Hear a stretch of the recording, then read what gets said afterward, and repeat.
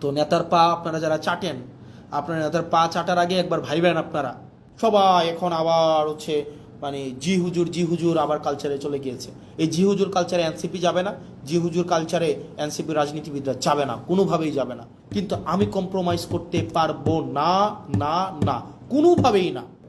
মনে রাখবেন, বয়স আমার মাত্র 27 বছর 7 মাস, ছোটো মুখে অনেক বড় কথা বলছি। আপনারা সংখ্যাগরিষ্ঠতার যে একটা আত্মতুষ্টিতে আপনারা ভুগছেন, আত্মবিশ্বাসী হওয়াটা ভালো, কিন্তু আত্মতুষ্ট আপনারা যেভাবে হচ্ছেন যে আপনারা যা ইচ্ছা তা করতে পারবেন এই সংখ্যাগরিষ্ঠতার 2/3 মেজরিটির এই এই বড়াই দিয়ে, মনে রাখবেন সংখ্যাগরিষ্ঠতা কখনোই ভালো কিছু নিয়ে আসে নাই।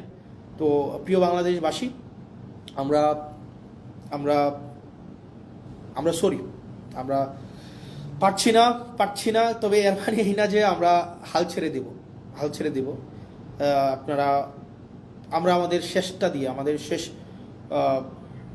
আমরা আমাদের জায়গা থেকে আমাদের চূড়ান্ত ত্যাগ যদি করতে হয়, সেই ত্যাগের বিনিময় হইল আমাদের এই স্ট্রাকচারাল রিফরমেশনগুলোতে আমরা কোনোভাবেই কম্প্রোমাইজ করব না। আসসালামু আলাইকুম সবাইকে। যারা দীর্ঘ বিরতির পর আজকে হচ্ছে লাইভে এসেছি, বেশ কিছু বিষয় আমার কাছে মনে হয়েছে আপনাদের প্রতি আমার জবাবদিহিতা রয়েছে, এবং সেই দায়বদ্ধতা থেকে আমার কাছে মনে হয়েছে সেই জিনিসগুলো আপনাদেরকে পরিষ্কার করা উচিত, যাতে করে আপনাদের যে সংশয়গুলো তৈরি হয়েছে, অনেকগুলো জিজ্ঞাসা তৈরি হয়েছে, অনেকগুলো প্রশ্ন আপনাদের তৈরি হয়েছে, সেই বিষয়গুলো যেন আমরা পরিষ্কার করতে পারি, সেই জায়গা থেকে আজকের এই লাইভে আসা। তো আপনারা যারা আমাদেরকে পার্লামেন্টে দেখছেন, আমরা পার্লামেন্টে বিরোধী দল হিসেবে আপনাদের প্রতিনিধিত্ব আমরা করছি। আপনারা দেখেছেন গত সপ্তাহটা অনেকটা ইভেন্টফুল একটা উইক। সেই উইকে আপনারা দেখেছেন সংসদ থেকে বিরোধী দলের ওয়াকআউট, আপনারা দেখেছেন সংসদে, আপনারা দেখেছেন সংশোধনী বিতর্ক, সেখানে সংবিধান সংশোধনী বিতর্ক সেখানেও হয়েছে। আপনারা দেখেছেন সেখানে বিভিন্ন এমপিরা বিভিন্ন সংস্কার নিয়ে সেখানে তারা তাদের আর্গুমেন্টগুলো সেখানে প্লেস করেছে। আপনারা দেখেছেন সেখানে অনেকগুলো অর্ডিন্যান্স সেখানে বিলে পরিণত করা হয়েছে, আইনে রূপান্তর করা হয়েছে। অনেকগুলো বিলকে সেখানে সংশোধনী আকারে সংসদে উত্থাপন করা হয়েছে। কিছু কিছু বিলকে সংসদ থেকে বাতিল করে দেওয়া হয়েছে, সংসদে উপস্থাপনই করা হয় নাই। তো সেই জায়গা থেকে আমার কাছে মনে হয়েছে আপনারা অনেকগুলো এক্সপ্লেনেশন ডিজার্ভ করেন। আপনারা যারা আমাদেরকে ভোট দিয়েছেন, আপনারা যারা চেয়েছেন আমরা যেন সংসদে যাই, আপনাদের প্রতিনিধিত্ব আমরা করি, আপনারা আপনাদের প্রতিনিধিত্বের জায়গা থেকে আপনারা অনেক জায়গায় আশাহত হয়েছেন, অনেক জায়গায় আপনারা আশা পেয়েছেন। সার্বিক বিষয়গুলো নিয়ে মনে হয়েছে যে আপনারা আমাদের কাছ থেকে কিছু এক্সপ্লেনেশন ডিজার্ভ করেন। সেই জায়গা থেকে চলেন, আমরা অনেকগুলো প্রশ্ন আছে, আমরা কেন বারবার ওয়াকআউট করেছি, বিরোধী দল কেন বারবার ওয়াকআউট করেছে, এটা আপনাদের একটা বড় ধরনের একটা প্রশ্ন।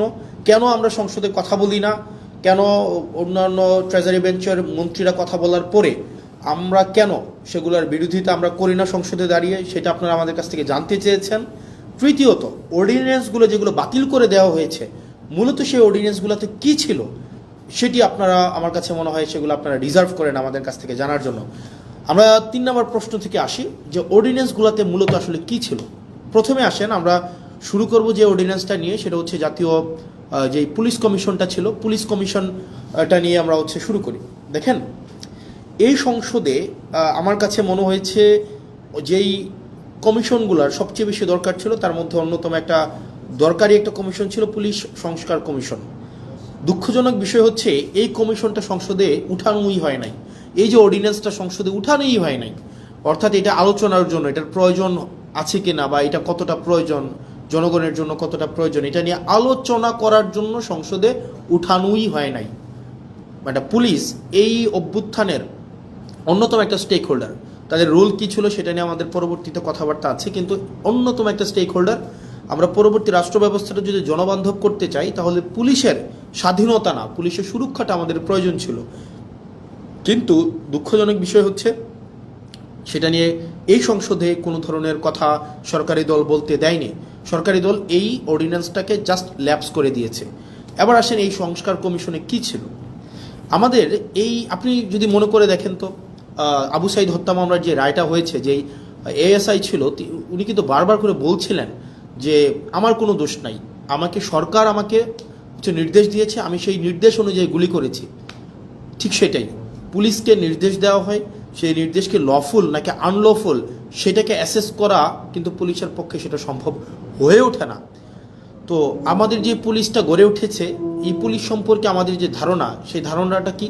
সে পুলিশ হচ্ছে খারাপ, পুলিশ ঘুষ খায়, পুলিশ হচ্ছে দুর্নীতিগ্রস্ত, পুলিশ হচ্ছে চাঁদাবাজ, পুলিশের জমি দখল করে, মানুষের সম্পদ দখল করে বাসা থেকে উঠাই নিয়ে যায়। অর্থাৎ জনগণ এবং পুলিশের সম্পর্কটা এরকম বিরোধের একটা সম্পর্ক। জনগণের বিরুদ্ধে পুলিশের যে একটা চিত্র আবহমান কাল থেকে প্রতিষ্ঠিত করা হয়েছে, এটা আসলে রাষ্ট্রের জন্য কোনো সুখকর নয়। পুলিশ কিন্তু জনগণের বিরুদ্ধে থাকার কথা ছিল না। পুলিশকে যেভাবে ঘুষখোর হিসেবে উপস্থাপন করা হয়েছে, রাষ্ট্র যেভাবে পুলিশকে হাতিয়ার বানিয়েছে দমনপীড়নের, সরকার যেভাবে দমনপীড়নের হাতিয়ার বানিয়েছে পুলিশকে, এটা হওয়ার কথা ছিল না। সেজন্য এই অভ্যুত্থানের পরে আমরা চেয়েছিলাম যে পুলিশকে একটা গুণগত সংস্কার হোক। কিভাবে গুণগত পুলিশের এই সংস্কারটা হোক? সেটা হচ্ছে আমরা চেয়েছিলাম পুলিশের যে একটা অভিযোগ আছে, আপনি দেখেন পুলিশের বর্তমান পরিস্থিতি, পুলিশ হচ্ছে, আমি ব্যক্তিগতভাবে মনে করি রাষ্ট্রের সবচেয়ে নিরীহ যদি রাষ্ট্রের কোনো অঙ্গ সংস্থা থাকে সেটা হচ্ছে পুলিশ। পুলিশকে মারতে বললে মারে, ছাড়তে বললে ছাড়ে, ধরতে বললে ধরে। পুলিশের এর বাইরে কিন্তু কিছু করার নাই। পুলিশকে যেই তার ঊর্ধ্বতন কর্মকর্তা যেই অর্ডার দেয়, সেটা লফুল হোক আর আনলফুল হোক, পুলিশ কিন্তু এটাকে বাস্তবায়ন করতে হয়। সেই জায়গা থেকে আমরা চেয়েছিলাম যে, এবং পুলিশের কিছু সমস্যা আছে। যেমন পুলিশের 1 নম্বর সমস্যা হচ্ছে পুলিশ সারাদিন ডিউটি করতে হয়, মানে অলমোস্ট 24/7 ডিউটি করতে হয়, তাকে ওভারটাইম দেওয়া হয় না। পুলিশ, আপনি যদি রাজারবাগ পুলিশ লাইনগুলোতে যান বা বাংলাদেশের থানাগুলোতে যান, আপনি গিয়ে দেখবেন পুলিশ যে ধরনের হচ্ছে অমানবিক জীবনযাপন করে, মানে পুলিশের যে অমানবিক জীবনযাপন, এটা মানে যেটা আনইমাজিনেবল, এই একটা অমানবিক জীবনের মধ্যে থেকে, এবং তার যে বেতন কাঠামো আছে সেটা নিয়ে কথা নাই বলি, তাকে ওভারটাইম দেওয়া হয় না, তাকে অলওয়েজ সিনিয়রদের যে অর্ডার, এটা আনলফুল হইলেও তাকে এটা বাস্তবায়ন করতে হয়, এবং তাকে এটা বাস্তবায়ন যদি না করে তাহলে তার পদায়ন, তার পদোন্নতি, তার হচ্ছে ট্রান্সফার, এই সবগুলোকে আটকে দেওয়া হয়। এবং দুঃখজনক বিষয় হচ্ছে, পুলিশ যদি সরকারের কোনো ইচ্ছার বাইরে যায়, অন্যায্যভাবে সরকার একটা অর্ডার করছে, এটার বাইরে যদি পুলিশ যায়, তার চাকরি অলমোস্ট ইম্পসিবল হয়ে ওঠে। এখন দেখেন পুলিশের এই যে ক্ষোভ, পুলিশের প্রতি যে এইসব অন্যায্য অবিচার করা হচ্ছে, তার পোস্টিং, প্রমোশন, পদোন্নতি সবগুলো রাজনৈতিক ইচ্ছার উপরে নির্ভর করা হচ্ছে। বাংলাদেশে পুলিশ যারা সরকারের যত বেশি পদলেহন করে, যারা সরকারের সবচেয়ে বেশি কাছাকাছি থাকে, যারা সরকারি দলকে সবসময় পৃষ্ঠপোষকতা করে, তারা ভালো পোস্টিং পায়, তারা ভালো প্রমোশন পায়। সেজন্য সরকারের লিগ্যাল অর্ডার করুক অথবা আনলিগ্যাল অর্ডার করুক, এই কারণে পুলিশরা সবসময় চায় সরকারের মনোরঞ্জনের মধ্য দিয়ে ব্যস্ত থাকতে। এখন এই যে পুলিশের যত অভাব, পুলিশের যত প্রত্যাশা, পুলিশের যত চাওয়া পাওয়া, পুলিশের যত ক্ষোভ, এগুলা নিরসনের জন্য এই গভর্নমেন্ট একটা কাজ করেছিল, মানে ইন্টারিম গভর্নমেন্ট, সেটা ছিল পুলিশ গ্রিভিয়েন্স রিএড্রেস প্রোগ্রাম হাতে নিয়েছিল। অর্থাৎ পুলিশের ক্ষোভ নিরসন করা এবং ন্যায্যতার ভিত্তিতে পুলিশের যে প্রয়োজনগুলো, সেগুলোকে নিশ্চিত করার জন্য পুলিশ গ্রিভিয়েন্স রিএড্রেস প্রোগ্রাম হাতে নিয়েছিল এই সংস্কার কমিশনে। অথচ বিএনপি সরকার সেটাকে বাতিল করে দিয়েছে। ভাই, একটা জিনিস বুঝেন আপনারা, পুলিশ তো একটা ডিসিপ্লিনারি ফোর্স, তার প্রয়োজন, প্রত্যাশা, চাওয়া পাওয়া, সেগুলোর জন্য তো পুলিশ আন্দোলন করতে পারবে না, কোথাও গিয়ে স্মারকলিপি দিতে পারবে না। তাকে যদি আপনি একটা হিলিং একটা ওয়ে না দেন, এটা উইন্ডো না দেন, তাহলে তার প্রয়োজন, প্রত্যাশা সে কোথায় দিবে, মানে সেগুলো কার কাছে জানাবে? এটা জানানোর জন্য ইন্টারিম গভর্নমেন্ট যে পুলিশ সংস্কার কমিশনটা করেছিল, সেটা হচ্ছে সেখানে পুলিশের ক্ষোভটাও যেন পুলিশ জানাইতে পারে, পুলিশের অভিযোগটা যেন পুলিশ জানাইতে পারে। এবং পুলিশকে যদি কেউ আনলফুল্লি কোনো একটা অর্ডার করা হয়, পুলিশকে যদি কেউ অন্যায্যভাবে কোনো একটা অর্ডার করা হয় যে তোমাকে গুলি করতে হবে, তোমাকে কাউকে উঠাই নিয়ে আসতে হবে, তোমাকে মানে বেআইনি কোনো একটা কাজ করতে হবে, পুলিশ সদস্যরাও যাতে সেটা থেকে নিষ্কৃতি পায়, সেটার জন্য একটা অভিযোগ জানাইতে পারে, সেটার জন্য পুলিশ গ্রিভিয়েন্স রিএড্রেস একটা প্রোগ্রাম হাতে নেওয়া হয়েছিল, সেটাকেও বাতিল করে দেওয়া হয়েছে। 2 নম্বর হচ্ছে, জনগণের কিন্তু পুলিশের বিরুদ্ধে অনেক অভিযোগ আছে। জনগণের যে পুলিশের বিরুদ্ধে অভিযোগ আছে, সেটার জন্য সিটিজেন কমপ্লেইন, এটা হচ্ছে management committee, citizen complain management committee, এটা করা হয়েছিল, এটাকেও বাতিল করে দেওয়া হয়েছে। মানে অভ্যুত্থান পরবর্তীতে পুলিশকে যুগোপযোগী করার জন্য, জনবান্ধব করার জন্য ইন্টারিম গভর্নমেন্ট যেই ধরনের পদক্ষেপগুলো হাতে নিয়েছিল তার মধ্যে পুলিশ সংস্কার কমিশন অন্যতম। আপনি সেটাকে সংসদে উঠানি নাই, আপনি সংসদে উঠানোর আগে সেটাকে বাতিল করে দিয়েছেন। তো সেই জায়গা থেকে পুলিশের প্রতি, পুলিশকে যে রাজনীতি আবার করবে না, রাজনৈতিক হাতিয়ারে আবার পরিণত করবে না, পুলিশের যে উপরের যে পোস্টিংগুলো আছে, যেখানে প্রমোশনগুলো আছে সেগুলোকে যে আবার রাজনীতিক করবে না, সেটার নিশ্চয়তা কিন্তু না, এবং সেটা খুবই দুঃখজনক। মানে সেটা খুবই দুঃখজনক। আপনারা আমার সামনে যারা আছেন, আপনারা আমাকে শুনতে পাচ্ছেন কিনা স্পষ্ট, বা দেখতে পাচ্ছেন কিনা আপনারা আমাকে একটু জানাবেন কাইন্ডলি, যে আমাকে স্পষ্ট দেখতে পাচ্ছেন কিনা। আমি নিশ্চিত না, কারণ শুরু থেকে আমি কথা বলছি। তাহলে দেখেন, পুলিশকে আমাকে যুগোপযোগী করতে হবে, পুলিশকে জনবান্ধব করতে হবে, পুলিশকে রাষ্ট্রের লাঠিয়াল বাহিনী হিসেবে, পুলিশকে যদি আমি রাষ্ট্রের লাঠিয়াল বাহিনীতে পরিণত করি, এবং পুলিশকে যদি ছাড়তে বললে, পুলিশ আমাদেরকে মাঝে মাঝে এসে বলে যে ভাই আমাদের পরিণতি হয়েছে এটা, সরকার ছাড়তে বললে ছাড়ি, মারতে বললে মারি, ধরতে বললে ধরি, অর্থাৎ আমাদের এই তথৈবচ অবস্থা। এখন এই তথৈবচ অবস্থা থেকে মুক্তির জন্য পুলিশ শুধুমাত্র লিগ্যাল অর্ডারটা বাস্তবায়ন করবে, এবং পুলিশ সরকারের লাঠিয়াল বাহিনী হইবে না, পুলিশ জনবান্ধব হবে, পুলিশ জনগণের হবে। সেটার জন্যই কিন্তু সংস্কার কমিশনটা করা হয়েছিল।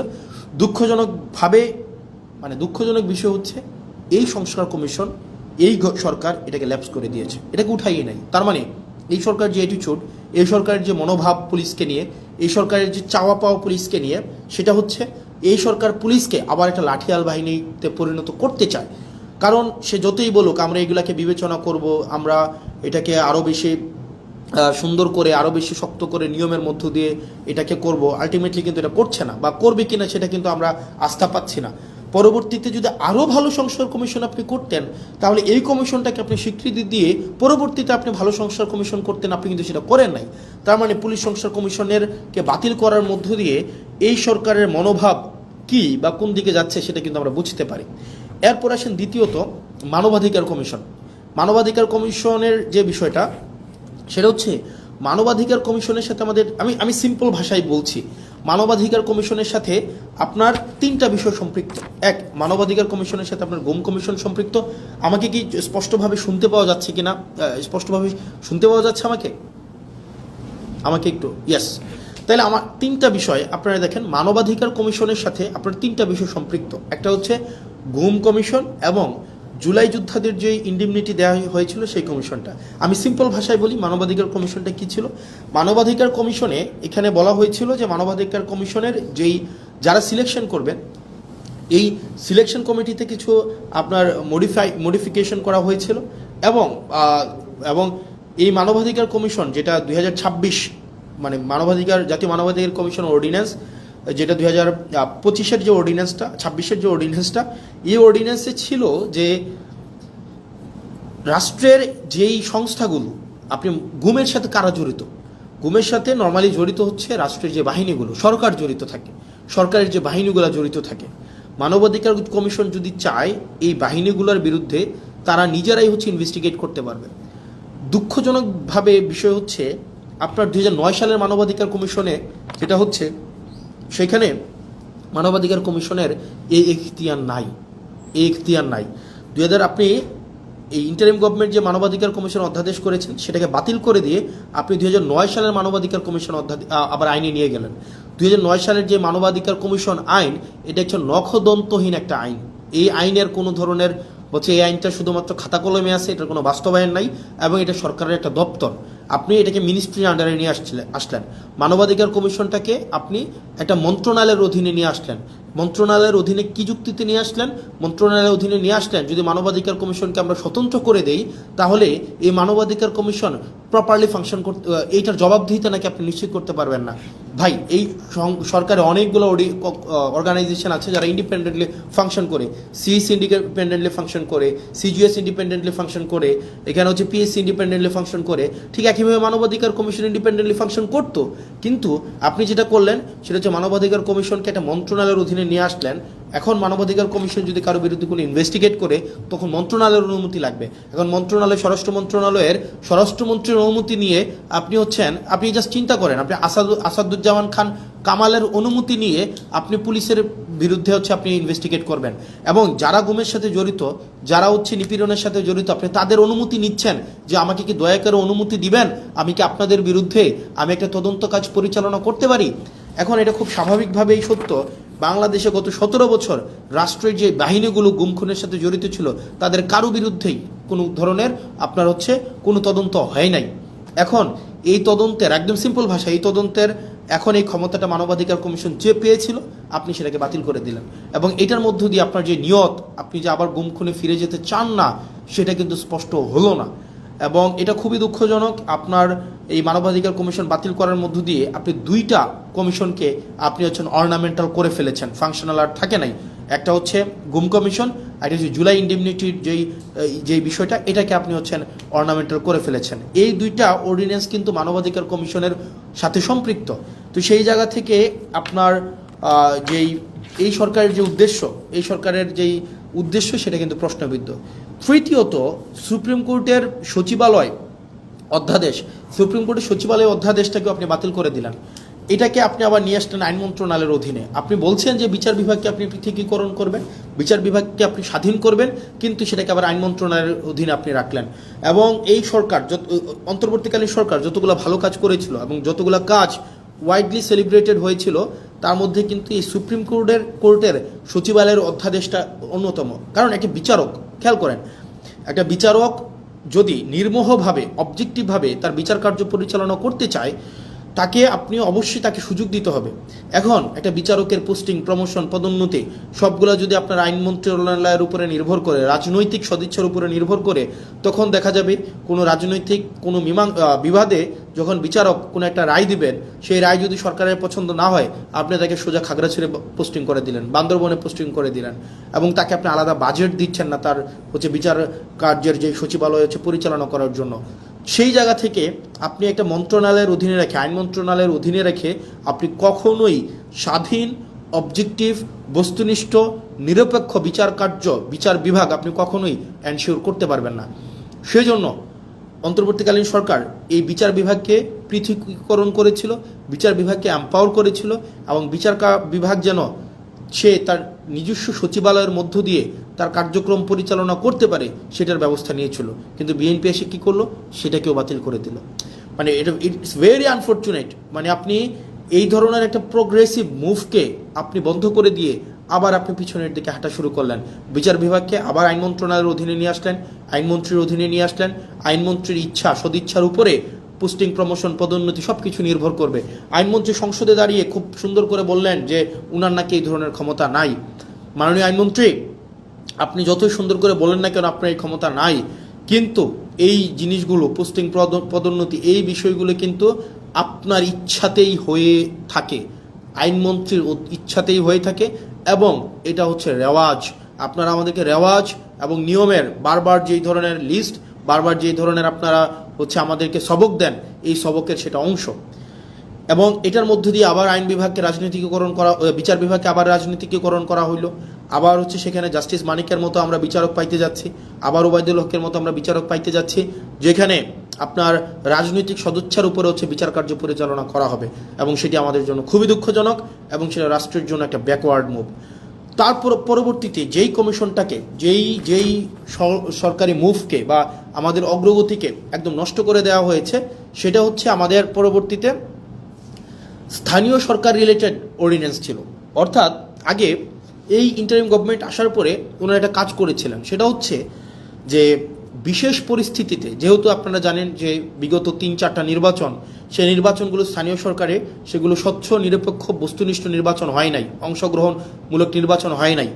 একপাক্ষিকভাবে সেই নির্বাচনগুলোতে আওয়ামী লীগের কর্তা ব্যক্তিরাই হচ্ছে সেখানে হচ্ছে নির্বাচিত হয়ে স্থানীয় সরকারগুলোকে দখল করেছিল, মেম্বার, চেয়ারম্যান, মেয়র, কাউন্সিলর। এই কারণে অভ্যুত্থান পরবর্তী সময়ে আপনার ইন্টারিম গভর্নমেন্ট এসে তাদেরকে সরিয়ে দিয়ে হচ্ছে আপনার এখানে একটা বিশেষ পরিস্থিতিতে একটা অর্ডিন্যান্স করে যে এই স্থানীয় সরকারের নির্বাচিতদেরকে চাইলে সরকার হচ্ছে বাদ দিতে পারে, এটা বিশেষ পরিস্থিতিতে।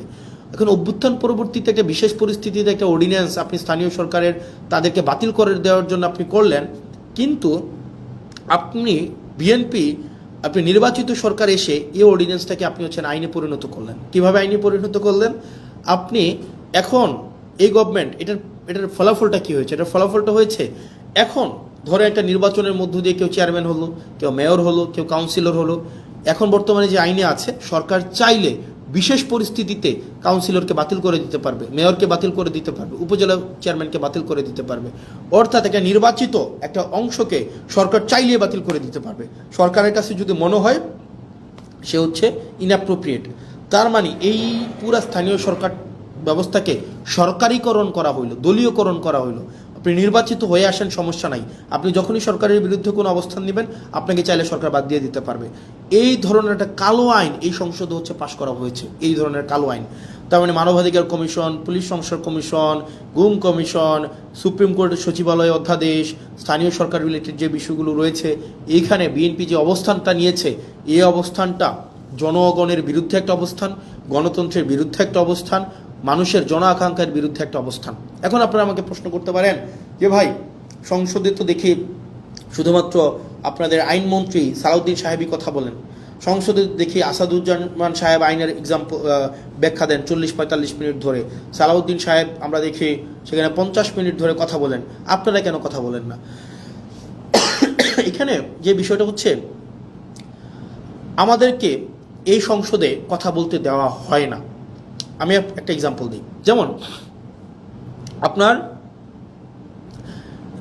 সালাউদ্দিন সাহেব আমাদের স্বরাষ্ট্রমন্ত্রী, উনি যখনই দাঁড়ান, উনি যেহেতু ট্রেজারি বেঞ্চের উনি মেম্বার, ট্রেজারি বেঞ্চের উনি, অর্থাৎ উনি এবং উনি হচ্ছেন স্বরাষ্ট্রমন্ত্রী, উনি যখনই দাঁড়ান যেই বিষয়ে ধরেন, যেমন মানবাধিকার কমিশন বিষয়ে আমাকে সময় দেওয়া হয়েছিল মাত্র কত, আমাকে সময় দেওয়া হয়েছিল 2 মিনিট, আমাকে সময় দেওয়া হয়েছিল মাত্র 2 মিনিট, মাত্র 2 মিনিট। আর এই বিষয়ে সালাউদ্দিন সাহেব 40 মিনিট কথা বলেছেন, 40 মিনিট। আমাদের সুপ্রিম কোর্টের সচিবালয়ের বিষয়ে আপনার 8 মিনিট কথা বলেছেন আপনার আক্তার ভাই, আসাদুজ্জামান সাহেব কথা বলেছেন অলমোস্ট 40 মিনিট। তাহলে ঘটনাটা কি দাঁড়ায়? ঘটনাটা দাঁড়ায়, ধরেন কোনো একটা অর্ডিন্যান্সের পক্ষে আমি 5 মিনিট কথা বললাম, 5 মিনিট, এটার বিরুদ্ধে সালাউদ্দিন সাহেব 40 মিনিট কথা বললেন, 40 মিনিট, আপনি 40 মিনিট। এই 40 মিনিটে উনি যদি কোনো অযৌক্তিক কথাও বলেন, সেটাকে যখন আমি আবার দাঁড়াবো যে ওনার অযৌক্তিক কথাগুলোকে খণ্ডন করার জন্য, আমাদেরকে সেখানে কোনো অ্যালাউ করা হয় না। তার মানে আপনি সময় পাচ্ছেন 5 মিনিট আর সালাউদ্দিন সাহেব সময় পাচ্ছেন 40 মিনিট। আপনার কাছে উনার কথাটাই হচ্ছে কি, আপনি উনার মতো করে মনের মাধুরী মিশিয়ে, মেটাফোর দিয়ে, উনি হচ্ছে ইতিহাস টেনে, উনি উনার নিজের ব্যক্তিগত অভিজ্ঞতা, দর্শন সবগুলাকে উনি হচ্ছেন সংমিশ্রণ করে উনার মনের মাধুরী মিশিয়ে উনি কথা বলতে পারেন। এবং সেই জায়গা থেকে আমাদেরকে সময় দেওয়া হয় 2 মিনিট, এবং রিকোয়েস্ট করে সময় নেওয়া হয় 1 মিনিট, এবং যখনই আবার সময় চাওয়া হয় তখন আমাদেরকে বলা হয় this is not Shahbag square, it's parliament, which is very unfortunate. কারণ আপনি একই টপিকে আপনার মানবাধিকার কমিশনের বিলের উপরে সালাউদ্দিন সাহেব কথা বলবেন 45 মিনিট, আর সেখানে আমাকে কথা বলতে দিচ্ছেন আপনি 2 মিনিট, আপনি আমাকে 2 মিনিট কথা বলতে দিচ্ছেন। মানে এটা খুবই আনজাস্টিফাইড। যখন এটারই বিরোধিতা আমরা করেছিলাম, যখন এটাই চেয়েছিলাম যে এটার বিরোধিতা হচ্ছে, তখনই হচ্ছে আমাকে বলা হইলো যে this is not Shahbag square, it's parliament. এবং বিএনপি এক ধরনের 2টা কাজে জুচ্চুরি করেছে, জুচ্চুরি মানে সিম্পল জুচ্চুরি করা। জুচ্চুরি করা কি? জুচ্চুরি হচ্ছে ওনারা দিনের আলোতে প্রতারণা করেছে। যেমন জুলাই জাদুঘর একটা অধ্যাদেশ ছিল, এই অধ্যাদেশটা কথা ছিল এটাকে অপরিবর্তিতভাবে সংসদে আইন আকারে পাশ করা হবে। ওনারা কি করলেন? ওনারা একদম সংসদ শুরু হওয়ার সময়, সংসদ একদম বিলটা পাশ করার 5 মিনিট আগে ওনারা এটাকে সংশোধনী আকারে উপস্থাপন করে ওনারাকে বিলটাকে পাশ করায় নিলেন, যেটা কোনো এটাকে একটা কমিটমেন্ট ব্রিচ করা হয়েছে। এটা কথা ছিল না, কথা ছিল এটা অ্যাজ ইট ইজ পাশ করাবে। এখন আপনি আমাকে বলতে পারেন তাহলে আপনারা প্রতিবাদ করলেন না? আমরা অবশ্যই প্রতিবাদ করেছি, এবং আপনারা যদি দেখে থাকেন তাদের যেহেতু মেজরিটি 2/3, তারা এখন কাউকে আর তোয়াক্কা করার প্রয়োজন মনে করে না। তাদের কথা হচ্ছে আপনারা পার্লামেন্টে থাকলে থাকবেন, না থাকলে নাই, আমার যে আইনটা আমি যেভাবে ইচ্ছা আমি করব, এবং যেভাবে ইচ্ছা আমি সেটাকে পাশ করব। এবং ওনারা আরও কয়েকটা জায়গায় ওনারা আমাদের সাথে প্রতারণা করে যাচ্ছেন, বাংলাদেশের সাথে প্রতারণা করে যাচ্ছেন। যেমন কথা ছিল প্রত্যেকটা আইন, পূর্ণাঙ্গ আইন অন্তত 3 দিন আগে সবার কাছে ওনারা হচ্ছে পূর্ণাঙ্গ বিলটা ওনারা হাতে দিবেন। ওনারা 3 দিন আগে হাতে দেন না। ওনারা যেটা করেন, ওনারা হচ্ছে বিলটা সংসদে উত্থাপনের 15 মিনিট আগে আপনাকে এতগুলো পেয়ে যায় না ধরাই দেবে, 15 মিনিট আগে। এবং এই 15 মিনিট আগে আপনাকে এই পুরো বিলটার যদি আপনি একমত থাকেন বা দ্বিমত প্রকাশ করেন, এই 15 মিনিটের মধ্যে আপনাকে জানাইতে হবে। এবং এটা হচ্ছে এক ধরনের পুকুর চুরি করার মতো। এবং আপনারা দেখবেন মানবাধিকার পুলিশ সংস্কার কমিশন, এটা কিন্তু সংসদে উত্থাপনের কথা ছিল, কিন্তু ওনারা এই কমিটমেন্টটা ওনারা ব্রেক করেছেন। ওনারা অনেকগুলা কমিটমেন্ট ওনারা সিরিজ আকারে ব্রেক করেছেন। 1 নম্বরে ব্রেক করেছেন, ওনারা বলেছিলেন 98টা অধ্যাদেশ ওনারা অ্যাজ ইট ইজ পাস করবেন। এই অ্যাজ ইট ইজ 98টা কমিশন পাস করার কথা থাকলেও ওনারা সেই জায়গায় ওনারা হচ্ছেন আমাদের জাতির সাথে ওনারা প্রতারণা করেছেন, ওনারা কমিটমেন্ট ব্রেক করেছেন। দ্বিতীয়ত ওনারা বলেছিলেন খ ক্যাটাগরির 16টা সংশোধন আকারে বিলগুলো হচ্ছে সংসদে উপস্থাপন করবেন, সেখানেও হচ্ছে ওনারা হচ্ছেন কমিটমেন্ট রাখেন নাই, ওনারা সংশোধিত আকারে উত্থাপন করে নাই। অনেকগুলা বিল, যে বিলগুলো মানবাধিকার কমিশন, পুলিশ সংস্কার কমিশন, তারপরে হচ্ছে আপনাদের হচ্ছে আপনার গুম অধ্যাদেশ, এই বিষয়গুলো বলেছিলেন ওনারা এই সংসদে আলোচনার জন্য ওনারা হচ্ছেন নিয়ে আসবেন, সেখানেও সবগুলা বিল ওনারা নিয়ে আসেন নাই। এখন ওনারা যেহেতু মেজরিটি, ওনারা যা ইচ্ছা তা করতে পারেন। যেমন ওনারা অ্যাসালমকে গতকাল দেখলেন মানে বাংলাদেশের জন্য আরেকটা কালো মানে একটা দিন, কালো দিনটা ওনারা দেখেন অ্যাসালম। আমি সংসদে প্রশ্ন করেছিলাম বাংলাদেশের শীর্ষ 20টা ঋণখেলাপি প্রতিষ্ঠানের তালিকা দেওয়ার জন্য, তো আমির খসরু সাহেব আপনার হচ্ছে ফিনান্স মিনিস্টার, উনি 20টা ঋণখেলাপির তালিকা আমাদেরকে দিয়েছেন, সংসদে সেটা আছেন। এই 20টার মধ্যে 9টাই হচ্ছে অ্যাসালমের প্রতিষ্ঠান। এই অ্যাসালম ইসলামী ব্যাংক থেকে 82,000 কোটি টাকা শুধু ইসলামী ব্যাংক থেকে ওনারা হচ্ছে ঋণখেলাপি করেছে। 82,000 কোটি টাকা ইসলামী ব্যাংক থেকে নিয়ে গিয়েছে অ্যাসালম। আপনার ইন্টারিম গভর্নমেন্ট যখন আসলো, ইন্টারিম গভর্নমেন্টের আপনার হচ্ছে যিনি গভর্নর ছিলেন, এই গভর্নর কি করলেন, এই ব্যাংকগুলোকে বাঁচানোর জন্য 36,000 কোটি টাকা রিফিল করলেন, যেন এই ব্যাংকগুলো জনগণকে এই টাকাটা দিতে পারে এবং ব্যাংকগুলোকে যেন বাঁচানো যায়। 36,000 কোটি টাকা, 36,000 CR। এখন যেটা হয়েছে, গতকাল একটা ব্যাংক অর্ডার পাস করাই নিলেন মেজরিটির বড়াই দিয়ে। এই ব্যাংক অর্ডারে কি আছে? অর্ডারে আছে আপনার আগের যারা মালিক ছিল, যারা ব্যাংকগুলোকে চুরি নষ্ট করেছে, যারা ব্যাংকগুলোকে একদম মানে ধ্বংস করে দিয়েছে বাংলাদেশের অর্থনীতিকে আওয়ামী লীগের সময়, এবং এই ব্যাংকগুলোকে চুরি করে টাকাগুলোকে বিদেশে নিয়ে গিয়েছে, এই ইন্টারিম গভর্নমেন্ট একটা স্ট্রিক্ট আইন করেছিল তাদেরকে কোনোভাবে এই ব্যাংকে ফেরত আনা যাবে না, এই মালিকদেরকে আর ব্যাংক তুলে দেওয়া হবে না। কারণ ভাই তারা ব্যাংকগুলোকে নষ্ট করে দিয়ে জনগণের টাকাগুলোকে বিদেশে পাচার করে দিয়েছে, এই মালিকদের হাতে আর ব্যাংক তুলে দেওয়া যাবে না। অথচ গতকাল সরকার একটা আইন করলো, সেই আইনটা হচ্ছে কি? আইনটা হচ্ছে যদি 7% টাকা ফেরত দেয়, আপনার 36,000 কোটি টাকার 7% যদি ওনারা ফেরত দেয়, তাইলে আবার তাদের কাছে মালিকানা বুঝাই দেওয়া হবে। তাহলে চিন্তা করেন, তার মানে আপনি টাকা 82,000 কোটি টাকা মারলেন, এখন সরকার এই ব্যাংকগুলোকে বাঁচানোর জন্য আবার 36,000 কোটি টাকা দিল। এখন আপনি মাত্র 7% টাকা ফেরত দিয়ে, তার মানে হচ্ছে 2,500-3,000 কোটি টাকা ফেরত দিয়ে আপনি আবার মালিকানা পেয়ে যাবেন। তার মানে আপনি চুরির সময় চুরি করলেন, চুরি করার সময় মানে এটা সিম্পল, এটা বোঝানো হচ্ছে যেমন যদি বলতে যাই, আপনার একটা দোকান আছে, এই দোকানে 1 লক্ষ টাকা ছিল, আপনার এই 1 লক্ষ টাকার পুঁজিটাকে আপনি হচ্ছে পুঁজিটাকে বিক্রি করে দিলেন, একদম আপনার লাভ তো করলেন না, পুঁজিটাকে বিক্রি করে দিলেন, 1 লক্ষ টাকাই আপনি বিক্রি করে দিলেন, নিজের মতো করে খরচ করে ফেললেন, এই 1 লক্ষ টাকা সরাই নিলেন। তখন কি করলো সরকার, আপনার দোকানটা যেন টিকে থাকে, কাস্টমার যেন অ্যাটলিস্ট দোকানে আসতে পারে, দোকানটা যেন টিকে থাকে, সরকার আবার 50,000 টাকা ফেরত দিল, যে তোমাকে দিল যে ভাই তুমি দোকানটাকে কোনো রকমের টিকায় রাখো। সরকার আপনাকে ফেরত দিল এবং বলল কি, আগের যে মালিক যে 1 লক্ষ টাকা নিয়ে পালাই গেছে, তাকে কোনোভাবেই আর এই দোকানের মালিকানা বুঝাই দেওয়া হবে না। এখন এই সরকার কি করলো, এই সরকার আসার পরে ওই মালিককে আবার এখন সুযোগ দিল যে তুমি যদি মাত্র 7% টাকা ফেরত দাও, মাত্র 7,000 টাকা ফেরত দাও, তাইলে তোমাকে আবার মালিকানা বুঝাই দেওয়া হবে। তার মানে ওই দোকানদার 1 লক্ষ টাকাও খাইছে, পরবর্তীতে সরকারের 50,000 টাকাও পাইছে, এখন মাত্র 7,000 টাকা ফেরত দিয়ে সে এখন এই দোকানের মালিকানা বুঝে পাইবে। মানে এত মানে অযৌক্তিক, অবিবেচনা প্রসূত কোনো সিদ্ধান্ত হইতে পারে, মানে বিএনপি থেকে আমরা পাইতে পারি, মানে এটা কোনোভাবেই গ্রহণযোগ্য ছিল না। তার মানে আপনি 1.5 লক্ষ টাকা, মানে 1 লক্ষ টাকা তো এটা আপনি নিয়েই গেলেন জনগণ থেকে, সরকার আবার আপনাকে 50,000 টাকা দিল এটাকে বাঁচিয়ে রাখার জন্য, এখন মাত্র আপনি 7,000 টাকা ফেরত দিয়ে আপনি এই ব্যাংকের মালিকানা বুঝে পাবেন। সরকার এই ধরনের একটা কালো আইন করলো, কাকে খুশি করার জন্য? অ্যাসালমকে খুশি করার জন্য। কাকে খুশি করার জন্য? রাষ্ট্রের মাফিয়াদেরকে খুশি করার জন্য, যেটা বিএনপি থেকে খুবই আনঅ্যাকসেপ্টেবল একটা হচ্ছে মুভ। এই অ্যাটিটিউডটা যদি অব্যাহত থাকে, আপনি দেখেন বিএনপির আপনি যিনি HPM honourable prime minister Tarique Zia, ওনার মুভমেন্টগুলো যদি আপনি দেখেন, ওনার মুভমেন্ট হচ্ছে আপনি দেখবেন খুবই অ্যাকোমোডেটিভ, মানে খুবই অ্যাকোমোডেটিভ। আপনি দেখবেন খুবই সুন্দর পেয়ার স্টান করতেছে, এই প্রোগ্রামে যাচ্ছে ওই প্রোগ্রামে যাচ্ছে, খুবই ডিসেন্ট এবং হচ্ছে ইনক্লুসিভ একটা মুভ দিচ্ছে। কিন্তু অ্যাক্টিভিটিগুলো যদি আপনি দেখেন, বিএনপির অ্যাক্টিভিটিগুলো লাস্ট 2 মাসে নাম্বার ওয়ান অ্যাক্টিভিটি, বাংলাদেশ ব্যাংকে যেভাবে দখল করা হইলো, এই অ্যাক্টিভিটিটা যদি আপনার চোখে পড়ে, বিসিবিকে যেভাবে দলীয়করণ করা হইলো, স্থানীয় সরকারকে যেভাবে ধ্বংস করা হইলো, মানবাধিকার কমিশনকে যেভাবে বাতিল করে দেওয়া হইলো, পুলিশ সংস্কার কমিশনকে বাতিল করে দেওয়া হইলো, সুপ্রিম কোর্টের সচিবালয়কে বাতিল করে দেওয়া হইলো, এরপরে হচ্ছে আপনার এই ব্যাংকগুলোকে আবার দখল করার জন্য দখলবাজদেরকে যে সুযোগটা দেওয়া হইলো, এই অ্যাক্টিভিটিগুলো যদি আপনি একসাথে করেন তাহলে আপনার কাছে যে বার্তাটা যায়, এই বার্তাটা কখনোই ইতিবাচক কোনো একটা বার্তা না। এই অ্যাক্টিভিটিগুলো যদি আমরা একসাথে যোগ করি তাহলে যে বিএনপির চেহারাটা দাঁড়ায়, এই বিএনপির চেহারাটা যদি বেগম জিয়া বেঁচে থাকতেন নিশ্চয়ই উনি সেটার জন্য উনি অবশ্যই দুঃখ পাইতেন, কষ্ট পাইতেন। উনি বেঁচে থাকলে কখনোই এভাবে মানে নগ্নভাবে দলীয়করণ করা হইতো না। উনি জুলাই জাদুঘরকে যেভাবে হচ্ছে বিএনপি দলীয়করণ করার জন্য সবার হচ্ছে দিনে দুপুরে প্রকাশ্যে যেভাবে একটা জালিয়াতির একটা আশ্রয় নিয়েছেন, সেটা ম্যাডাম যদি বেঁচে থাকতেন উনি অবশ্যই সেটার জন্য উনি লজ্জিত হতেন। সার্বিকভাবে বিবেচনায় আপনি যদি দেখেন বিএনপির লাস্ট 2 মাসের মুভ এবং বিরোধী দল আকারে আমরা আমাদের এই সংসদে আমাদের কথা বলার সুযোগ না দেওয়ার যে বিষয়টা, আমাদেরকে শাহবাগ দেখানো হচ্ছে, যে অর্থাৎ আপনি যদি কথা বলতে চান আপনি শাহবাগে যান, শাহবাগে আপনি যা ইচ্ছা তা বলতে পারবেন, এটা পার্লামেন্ট, এখানে আপনি যা ইচ্ছা তা বলতে পারবেন না, এখানে শুধুমাত্র সেটাই বলা যাবে।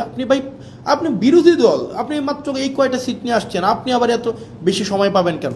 আপনারে ভাই, আপনি একজন 40 মিনিট ধরে উনি ক্লাস নিতে পারেন, সেখানে আমাদেরকে সময় দেওয়া হয় 2 মিনিট, রেকর্ডে আছে। আপনি যদি দেখেন আমরা যখন একটা বিলের বিরুদ্ধে দাঁড়াইলাম, মানবাধিকার কমিশনের বিলের বিরুদ্ধে দাঁড়াইলাম, আমাকে সময় দেওয়া হলো যে মিস্টার আবদুল্লাহ আপনার সময় 2 মিনিট। আর এইটার রিভার্টাল যখন আসাদুজ্জামান সাহেব দিলেন, উনি 25 মিনিট প্লাস হচ্ছে উনি রিভার্টাল দিলেন। তার মানে উনার কোনো সময় মানে নাই, উনি যতক্ষণ ইচ্ছা কথা বলতে পারবেন, উনি দাঁড়াইলেই উনার মাইক অন করবেন, উনি সালাউদ্দিন সাহেব দাঁড়াইলেই উনার মাইক অন হবে, এবং উনার রেকর্ডের জন্য উনারা সব কিছু বলতে পারেন। কিন্তু আমাদের রেকর্ডের জন্য আমাদের মাইক অন করা হয় না। আমরা 50 বার 20 বার শুরু থেকে যদি হাত তুলে রাখি, আমাদেরকে এই সময়টা দেওয়া হয় না। এটা নাকি সংসদের রেওয়াজ। তো সংসদের রেওয়াজ এবং সংসদের আইন আসলে কোনটা কি, সবগুলোই হচ্ছে সরকার যেভাবে চাইবে সেটাই, যেটা অভ্যুত্থান পরবর্তী সময়ে যেটা আমাদের জন্য অপ্রত্যাশিত ছিল। প্রিয় বাংলাদেশবাসী, আমার কাছে মনে হয়েছে আপনারা কিছু এক্সপ্লানেশন ডিজার্ভ করেন, কারণ দিন শেষে আমরা হচ্ছে দিন শেষে কোনো না কোনোভাবে আমরা বেনিফিটেড। আমরা যারা ক্ষমতায়, আমরা যারা চেয়ার পেয়েছি, আমরা যারা মন্ত্রী হয়েছি, আমরা যারা এমপি হয়েছি, আমরা কোনো না কোনোভাবে বেনিফিটেড। এটা নিঃসন্দেহে, এটা বলার কোনো সুযোগ নাই, আমরা বেনিফিটেড। কিন্তু যারা জীবন দিয়েছে, যারা আত্মত্যাগ করেছে, যারা রাস্তায় নেমে এসেছিল, যারা হচ্ছে জুলাইয়ে, আরেকটা ইম্পর্টেন্ট বিষয়, জুলাইয়ের কথা মনে হওয়াতে, খুবই পোর স্ক্রিপ্টেড একটা নাটক বিএনপি আপনারা হচ্ছে পার্লামেন্টে করছে, খুবই পোরলি স্ক্রিপ্টেড। সেটা হচ্ছে কি, ওনারা বলতেছে, বারবার বলতেছে ওরা জুলাই সনদের পক্ষে, মানে বারবার কিন্তু বলতেছে জুলাই সনদের পক্ষে, যে আমরা প্রত্যেকটা দাড়ি কমা সহ আমরা জুলাই সনদ বাস্তবায়ন করব। তো আমরা যখন বলতেছি যে জুলাই সনদের অর্ডারটা আপনাকে বাস্তবায়ন করতে হবে, তখন যেটা হইল, ওনারা একদিন একটা নাটক সাজাইলো। ওনাদের পন্থী কিছু ছাত্রদল, যুবদল সহ অনেকে আছে যে তাদের এই অভ্যুত্থানে ফেসিবাদ বিরোধী প্রত্যেকটা রাজনৈতিক দল সমানভাবে অংশগ্রহণ করেছে, তাদের আত্মত্যাগ ছিল, তাদের দীর্ঘ লড়াই ছিল, তাদের দীর্ঘ হিস্ট্রি ছিল। তো ওনারা কি করলেন, কিছু সিলেক্টিভ আহতকে, কিছু সিলেক্টিভ, একদম সিলেক্টিভ কিছু আহতকে বিরোধী দলীয় যেই গ্যালারিটা আছে সেই গ্যালারিটাতে এনে বসাইলো, এবং ওনাদেরকে বলে দেওয়া হলো, পরবর্তীতে ওনাদের মধ্যে অনেকগুলো আহত আমাদের কাছে আসছে যে ভাই আমরা তো বুঝি নাই যে আসলে আমাদেরকে কী কারণে নিয়ে আসা হয়েছে, আমাদেরকে জাস্ট বলা হয়েছে আপনাদেরকে গাদ্দার বলার জন্য, এবং আপনাদেরকে যেন আমরা বেশিং করি, আপনাদেরকে যেন আমরা হচ্ছে ওখান থেকে আপনাদেরকে বেশিং করি, এবং আপনাদের বিরুদ্ধে যেন আমরা স্লোগান দিই। এই স্ক্রিপ্টটা বিএনপির জন্য, মানে শোনেন, আপনারা বিএনপির যারা আছেন 217 জন এমপি আছেন, ইট ডাজন্ট ম্যাটার, আপনারা হচ্ছেন সরকারে আছেন, ইট ডাজন্ট ম্যাটার। মানে ধরেন কি করতে পারবেন, ম্যাক্সিমাম গুম করে ফেলতে পারবেন, উঠাই নিয়ে যেতে পারবেন বাসা থেকে, এই জার্নিটা এখানে থামাই দিতে পারবেন, সো হোয়াট ভাই। মানে জীবনে তো ধরেন আপনার মানুষের সাথে যদি কানেক্টেড থাকি, মানুষ যদি আস্থা রাখে, বিশ্বাস রাখে, এর থেকে বড় প্রাপ্তির আর কিছুই নাই। আপনারা ওই দিন যে স্ক্রিপ্টটা সাজাইলেন, আপনারা যে নাটকটা সেদিন সংসদে করলেন, এবং আমরা দেখলাম মাননীয় প্রধানমন্ত্রী প্রত্যেক আহতের সাথে একজন একজন করে কথা বলে আসার পরেই ওই আহতরা ওই গ্যালারি থেকে আমাদেরকে বিভিন্নভাবে, ওখানে আপনারা দেখলেন একটা সিন ক্রিয়েট করা হয়েছে, এবং ওনারা আমাদেরকে বিভিন্নভাবে গালাগালি দিলেন। ওনারা বললেন আমরা জুলাই সনদ চাই, আমরা জুলাই সনদ চাই, বিএনপি যেভাবে চাই আমরা সেভাবে চাই। তো আমরা জিজ্ঞেস করলাম বিএনপি কীভাবে চাই বলেন তো? ওনারা বললেন না বিএনপি যেভাবে চাই আমরা সেভাবে চাই। আমি বললাম তো বলেন না বিএনপি কীভাবে চায়? কয় না আমরা এত কিছু বুঝি না, বিএনপি যেভাবে জুলাই সনদ চাই আমরা সেভাবে চাই। এর মাঝখানে 3-4 জন আছে আমাদের কাছে এসে বললো যে ভাই আমরা খুবই দুঃখিত, আমরা আপনাদের সাথে এইভাবে আচরণ করার কারণে, কিন্তু আমাদেরকে এইভাবেই বলা হয়েছে, আমাদেরকে বলা হয়েছে আমরা যেন আপনাদের বিরুদ্ধে স্লোগান দেই, আমরা যেন আপনাদেরকে ওখানে অপমান করি, আমরা যেন আপনাদের বিরুদ্ধে এই ধরনের কথাগুলো বলি। মানে it's very unfortunate mister Tarique Zia, honourable prime minister Tarique Zia, it's very unfortunate আপনি পার্লামেন্টে থাকা অবস্থায় এই ধরনের একটা নাটক করা হবে এবং এটার ডিরেকশন আপনি দিবেন। মানে আমি জানি এটার স্ক্রিপ্ট রাইটার কে ছিল, এটার কোরিওগ্রাফার কে ছিল, এটার ডিরেক্টর কে ছিল আমি জানি না, কিন্তু আমি এটা বিশ্বাস করতে স্টিল চাই না যে এখানে আপনার এখানে কোনো ধরনের আপনি ব্যক্তিগতভাবে এখানে এটার পৃষ্ঠপোষকতা করেছেন, এটা আমি বিশ্বাস করতে চাই না। কিন্তু এটা যদি হয়ে থাকে এটা ভেরি আনফর্চুনেট, এটা আপনার জন্য একটা ডিসক্রেডিট। কারণ আপনি এই ধরনের একটা মানে সংসদে যারা মানে বিএনপিপন্থী জুলাই, জামাতপন্থী জুলাই যোদ্ধা এইভাবে ক্লাসিফিকেশন করবেন এবং তাদেরকে দিয়ে প্রেস কনফারেন্স করিয়ে আমাদের বিরুদ্ধে কথা বলাবেন এবং তারা পরবর্তীতে এসে তারা বুঝবে, তারা স্বীকার করবে যে তাদেরকে ব্যবহার করা হয়েছিল, এর থেকে দুঃখজনক mister Tarique Zia honourable prime minister কিছু হইতে পারে না। এবং এটা আপনার জন্য খুবই ডিসগ্রেস, আপনার জন্য ডিসগ্রেস। আমি একজন পলিটিশিয়ান, আমি এই একই সংসদে বসি এবং আমার কাছে মনে হয়েছে লাস্ট 1 মাসের অ্যাক্টিভিটিতে আমাকে অবশ্যই কথা বলতে হবে এবং আপনারা যেই কাজটা করেছেন, আমি জানি না কে এটার স্ক্রিপ্ট রাইটার ছিল, কে এটার ডিরেক্টর ছিল, এটা যদি আপনারা করে থাকেন, এই যে জুলাই যোদ্ধাদের মধ্যে যেই বিভাজন আপনারা করলেন এবং তাদেরকে যেভাবে রাজনৈতিক টুল হিসাবে আপনারা ব্যবহার করলেন, এটা আপনার জন্য এটাতে আপনার লজ্জিত হওয়া উচিত। এবং আমি বিশ্বাস করতে চাই এক্ষেত্রে কোনো ধরনের আপনার নিজস্ব কনসেন্ট ছিল না। আর আপনাকে যারা বুঝিয়েছে, এই স্ক্রিপ্ট রাইটার যারা ছিল, ডিরেক্টর যারা ছিল, তারা আপনাকে বিপদে ফেলবে। প্রিয় দেশবাসী, আমাদের দেশ যেদিকে যাচ্ছে, আমাদের বাংলাদেশ যে পথে হাঁটছে, আমরা যেদিকে যাচ্ছি, কোনো ইতিবাচক বার্তা আমাদেরকে দিচ্ছে না। আমাদের যারা আত্মত্যাগ দিয়েছিল, তারা যে কারণে আত্মত্যাগ করেছিল রাষ্ট্রের স্ট্রাকচারাল রিফরমেশনের জন্য, কিন্তু দিন শেষে রাষ্ট্রের স্ট্রাকচারাল রিফরমেশন তো হচ্ছে না, আমরা সেটা পারছি না, এটা আমাদের ফেইলিওর, আমরা বারবার বলে যাচ্ছি। এবং বিএনপি থেকে প্রত্যাশা আরও বেশি ছিল। তবে থ্যাংক ইউ বিএনপি, আপনারা এই রং মুভগুলো নিচ্ছেন এবং জনগণ আপনাদেরকে কিভাবে দেখে আপনারা মানুষের কাছে যান এবং আপনারা যে মনে রাখবেন বয়স আমার মাত্র 27 বছর 7 মাস, ছোটো মুখে অনেক বড় কথা বলছি। আপনারা সংখ্যাগরিষ্ঠতার যে একটা আত্মতুষ্টিতে আপনারা ভুগছেন, আত্মবিশ্বাসী হওয়াটা ভালো, কিন্তু আত্মতুষ্ট আপনারা যেভাবে হচ্ছেন যে আপনারা যা ইচ্ছা তা করতে পারবেন এই সংখ্যাগরিষ্ঠতার 2/3 মেজরিটির এই বড়াই দিয়ে, মনে রাখবেন সংখ্যাগরিষ্ঠতা কখনোই ভালো কিছু নিয়ে আসে নাই। আপনার 96-তে, আপনার 91-তে সংখ্যাগরিষ্ঠতা ছিল, আর at the end of the day রাষ্ট্রের সংকটের দিকে আপনারা নিয়ে গিয়েছিলেন। 2001-এ যখন আপনারা সরকার গঠন করলেন, তখন আপনারা সংকটের দিকে নিয়ে গিয়েছেন। রাষ্ট্র, সরকার, জনগণ আপনাদেরকে সুযোগ দিয়েছিল আপনারা আবার ইতিহাসের ইতিবাচক একটা অংশের পার্ট হওয়ার, কিন্তু দুঃখজনক বিষয় আপনারা সেটা হন নাই। এবং আমাদের অনেক এমপিও আছে, বিএনপির মন্ত্রীদেরকে আসলে রাগাইতে চায় না, মনে করে যে এলাকার বাজেট টাজেট বন্ধ করে দিবে, উন্নয়ন কার্যক্রম বন্ধ করে দিবে, তাদের সাথে আসলে সম্পর্ক নষ্ট করে কী লাভ, আবার সম্পর্ক ভালো রেখেও কী লাভ। যেটা সত্য সেটা বলতে হবে। আমার এলাকার বাজেট বন্ধ করে দিবেন, দেন। আমার এলাকার উন্নয়ন কার্যক্রম বন্ধ করে দিবেন, দেন। পুলিশ আমাকে সহায়তা না করার জন্য আপনারা ফোন দিয়ে বলে দিবেন পুলিশ যেন আমাকে সহায়তা না করে, দেন। আপনি এডমিনকে, প্রশাসনকে বলে দিবেন হাসনাতের এলাকায় হাসনাতকে সহায়তা করতে করিয়েন না, দেন, সমস্যা নাই। দিন শেষে আমি এটা বিশ্বাস করি, বাংলাদেশের জনগণ আমাদের পক্ষে আছে, দেবিদ্বারবাসী আমার পক্ষে আছে। এবং আমার বরাদ্দ বন্ধ করে দেওয়া, আমার এলাকার পুলিশকে আপনারা ফোন দিয়ে বলে দিবেন আমাকে যেন হেল্প না করে, কোনো সমস্যা নেই। আপনি ধরেন এটা যদি মনে করেন আপনার এই ক্ষমতাটা স্থায়ী, এটা সবসময় থেকে যাবে, এটা মানে এটা কোনোভাবেই সম্ভব না। মানে আপনারা আমাকে অসহযোগিতা করেন, ওয়েলকাম। দেবিদ্বারবাসী জানে, দেবিদ্বারবাসী এমনি 17 বছর ধরে বঞ্চিত ছিল, হয়তো আর কিছুদিন থাকবে। আপনারা আমার হয়তো উন্নয়ন কার্যক্রম আটকাই দিবেন, আমার বিভিন্ন কাজ আটকাই দিবেন, পুলিশ হয়তো আমাকে অসহযোগিতা করবে, অ্যাডমিনিস্ট্রেশন আমাকে হয়তো অসহযোগিতা করবে, কিন্তু সত্য বলা থেকে আমাকে বিরত রাখতে পারবে না।